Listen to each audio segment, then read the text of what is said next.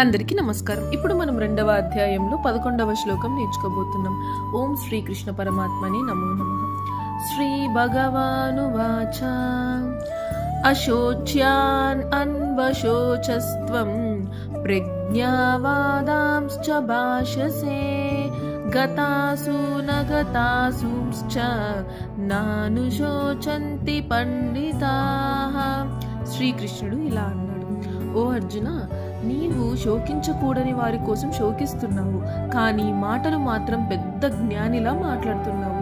నిజమైన పండితులు చనిపోయిన వారి గురించి కానీ బ్రతుకున్న వారి గురించి కానీ దుఃఖించరు.